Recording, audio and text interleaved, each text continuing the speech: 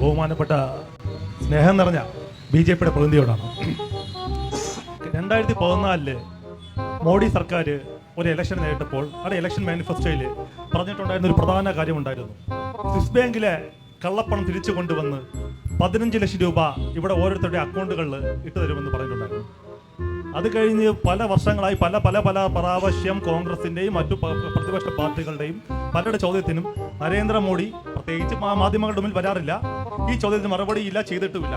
പിന്നെ പെട്രോളിൻ്റെ 50 രൂപയുടെ കാര്യമൊന്നും നമുക്ക് ഏവർക്കും ഇവിടെ ഇരിക്കും, എല്ലാവർക്കും അറിയാവുന്നതാണ്. അതിനെക്കുറിച്ചും പറയുന്നില്ല. ഇനിയിപ്പോൾ പറഞ്ഞാൽ ഇപ്പോൾ ഇനി വേറെ ചില കാര്യങ്ങളോട്ട് പോകും. കഴിഞ്ഞില്ല. പിന്നെ BJP പ്രതിനിധി പറഞ്ഞു, അഴിമതിയുടെ കാര്യം പറഞ്ഞു. ഈ കോമൺവെൽത്ത് ഗെയിംസ് ഒക്കെ സുപ്രീം കോടതി ഒരു തെളിവുമില്ല എന്നിവിടെ തള്ളിക്കളഞ്ഞ കാര്യമാണ്. അത് തന്നെയാണ് വീണ്ടും അലക്കിക്കൊണ്ടിരിക്കുന്നത്. നിയമത്തേക്ക് വരുമ്പോൾ, മണ്ഡലത്തിലേക്ക് വരുമ്പോൾ കുമ്മനം രാജശേഖരൻ, രാജഗോപാൽ മുൻപ് അവിടെ നേടിയ വോട്ടുകൾ, അതിൽ എന്ത് വലിയ അത്ഭുതമാണ് ഇത്തവണ NDA പ്രതീക്ഷിക്കുന്നത്? രാജു ചന്ദ്രശേഖരനോട് അതിലേക്ക് വരാം. അതിനു മുൻപ് താങ്കളുടെ ചോദ്യത്തിൻ്റെയും മറുപടിയിലേക്ക് വരാം. അതിനു മുൻപ് ശ്രീ ഉണ്ണികൃഷ്ണൻ അദ്ദേഹം എന്നെ ഭീഷണിപ്പെടുത്തി ചോദിച്ച ചോദ്യത്തിൻ്റെ ഉത്തരമാണ് ഈ കാണുന്നത്. ചരിത്രത്തിൻ്റെ ഭാഗമായി മാറിയ നേമമണ്ഡലത്തിലെ വികസന പ്രവർത്തനങ്ങൾ എന്ന് പറഞ്ഞ്, നേമം നന്മ എന്ന് പറഞ്ഞ് സഖാവ് ശിവൻകുട്ടിയുടെ എന്തോ പറഞ്ഞില്ല വികസന പത്രിക, ആ സംഭവമാണ്. പക്ഷേ ഇതിനകത്ത് ശിവൻകുട്ടിയാണ് തിരുമല വില്ലേജ് ഓഫീസ് പൂർത്തീകരിച്ചതെന്ന് ഇതിനകത്ത് എഴുതിയിട്ടില്ല. ശിവൻകുട്ടിയാണ് നേമം വില്ലേജ് ഓഫീസ് പൂർത്തീകരിച്ചതെന്ന് ഇതിനകത്ത് എഴുതിയിട്ടില്ല. ഒന്നിരിക്കേട്ടാ, ഞാൻ പറഞ്ഞിട്ട് ചേട്ടൻ പറഞ്ഞു, ചേട്ടൻ്റെ സമയത്ത് പറഞ്ഞോ, ഞാൻ പറഞ്ഞല്ലോ, ചേട്ടൻ്റെ സമയത്ത് പറഞ്ഞോ. ഒരു മര്യാദയൊക്കെ വേണ്ടേ? ഒരു മര്യാദ വേണം. ഞാൻ നിങ്ങൾ പറഞ്ഞപ്പോൾ മിണ്ടാകുന്നില്ലേ? ഇത്രയും നേരം എല്ലാവരും സംസാരിച്ചപ്പോൾ ഞാൻ മിണ്ടാതിരുന്നില്ലേ? ജനാധിപത്യത്തിന്റെ രീതിയിൽ എങ്ങനെ പറയണോ ആ രീതിയിൽ പറയും. അപ്പോൾ ഇതിനകത്ത് ഞാനിവിടെ എണ്ണി പറഞ്ഞ ഒരു വികസനങ്ങളും ഇതിനകത്തില്ല. അദ്ദേഹം പറഞ്ഞ എല്ലാ ശിവൻകുട്ടി ചെയ്തതാണ്. എന്താണ് അച്ചടിക്കാൻ മറന്നു പോയതാണെങ്കിൽ എൻ്റെ ബഹുമാനപ്പെട്ട സുഹൃത്തിനെ ഞാൻ ഓർമ്മിക്കുന്ന ഇത്തരം കാര്യങ്ങൾ ഇതിനകത്ത് വച്ചിട്ട് നേമം ഭാഗത്ത് ഓഫീസ് ഞാനാണ് ചെയ്തതെന്ന് പറഞ്ഞ് നേമത്തോട്ടൊന്ന് പോകണം. മൂടിൻ്റെ സുഖം അറിഞ്ഞിട്ടില്ലല്ലോ, അതറിഞ്ഞു വരും. ഇനി പങ്കായത്തിൻ്റെ ചൂട് മാത്രമായിട്ടല്ലേ അറിഞ്ഞിട്ടുള്ളൂ, ഈ ചൂലിൻ്റെ മൂടിൻ്റെ സുഖം കൂടി അറിയാൻ പറ്റും. ഇനി എൻ്റെ ബഹുമാനപ്പെട്ട സുഹൃത്ത് ഇതിനകത്ത് ഞാൻ 2 കാര്യങ്ങൾ കൂടി നിങ്ങളോട് പറയാം.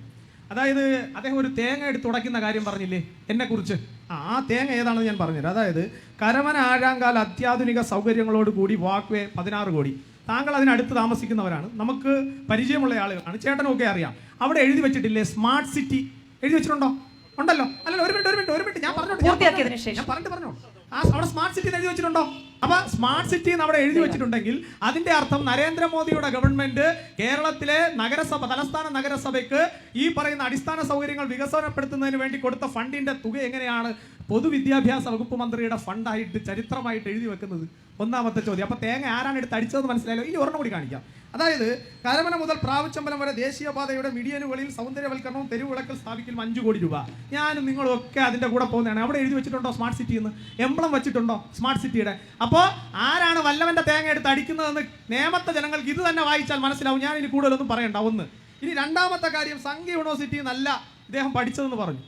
സംഘ യൂണിവേഴ്സിറ്റിയിൽ എന്തായാലും ഇദ്ദേഹത്തെ പഠിപ്പിക്കാൻ ഞങ്ങൾ പ്ലാൻ ചെയ്തിട്ടില്ല.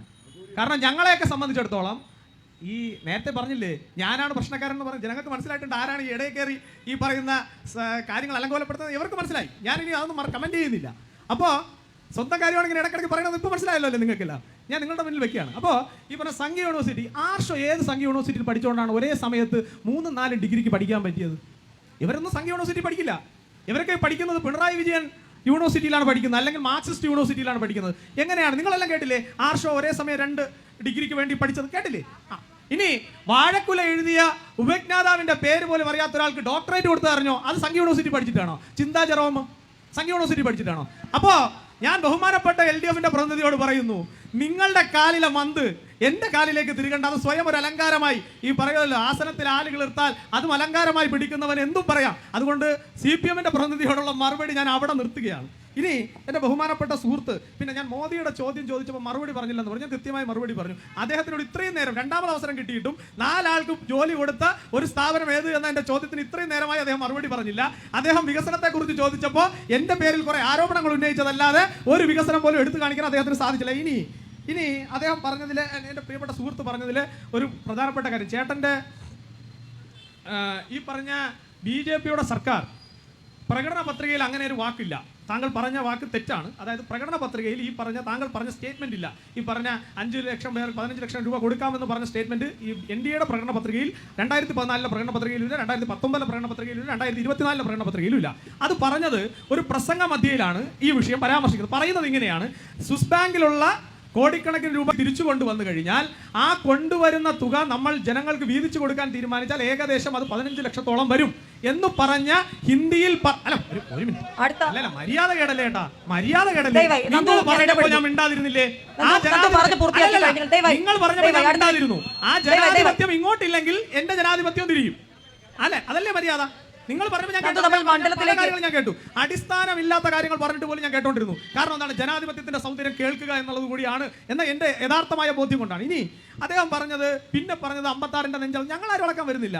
പക്ഷേ ഇന്ത്യ മഹാരാജ്യത്തിനകത്ത് കടന്നു കയറി ഈ പറയുന്ന ഇന്ത്യൻ സൈനികരുടെ കഴുത്ത് കണ്ണിച്ചുകൊണ്ട് പോകുമ്പോൾ രാജ്യത്തിന്റെ പ്രതിരോധ മന്ത്രിയായിരുന്ന AK ആന്റണി പറയാണ് അത് പാകിസ്ഥാൻ തീവ്രവാദികളല്ല ചെയ്തതെന്ന് പറഞ്ഞ് തീവ്രവാദികളെ ന്യായീകരിക്കുന്ന നിലയിലേക്കൊന്നും ഇന്ത്യൻ പാർലമെന്റിൽ ഒരു 56-കാരന്റെയും ശബ്ദം പൊങ്ങിയിട്ടില്ല. ഒന്ന്, ഇനി ഇന്ത്യക്കകത്ത് കടന്നു കയറി വന്ന് ഇന്ത്യൻ മണ്ണിൽ ഏതെങ്കിലും ഒരാൾ ഒരു അക്രമ സംഭവത്തിന് നേതൃത്വം കൊടുത്തിട്ടുണ്ടെങ്കിൽ അവന്റെ വീട്ടിൽ ചെന്ന് അവന്റെ കതക് മുട്ടി തുറന്ന് അവനെ കാലപുരിക്കയച്ച ഒരു രാഷ്ട്രീയം ഉണ്ടെങ്കിൽ ആ രാഷ്ട്രീയത്തിന് 56 ഇഞ്ചിന്റെ നെഞ്ചളം ഉണ്ടെങ്കിൽ ആ നെഞ്ചളവന്റെ പേര് നരേന്ദ്ര ദാമോദർ ദാസ് മോദി എന്നാണ്. ആ പാർട്ടിയുടെ പേര് ഭാരതീയ ജനതാ പാർട്ടി എന്നാണ്. പക്ഷേ അപ്പോഴും നിങ്ങളുടെ നേതാവ് അപ്പോഴും ചോദിക്കും സൈന്യം പോയിട്ടുണ്ടെങ്കിൽ നിങ്ങൾക്ക് ഈ പറഞ്ഞ തെളിവുണ്ടോ? എയർ മാർഷൽ പറയുന്നതല്ല, പാകിസ്ഥാന്റെ പ്രധാനമന്ത്രി പോലും ചോദിക്കാത്ത ചോദ്യം ചോദിക്കുന്ന കോൺഗ്രസ്സുകാരനോട് മണ്ഡലത്തിലേക്ക് തന്നെ പോകാം.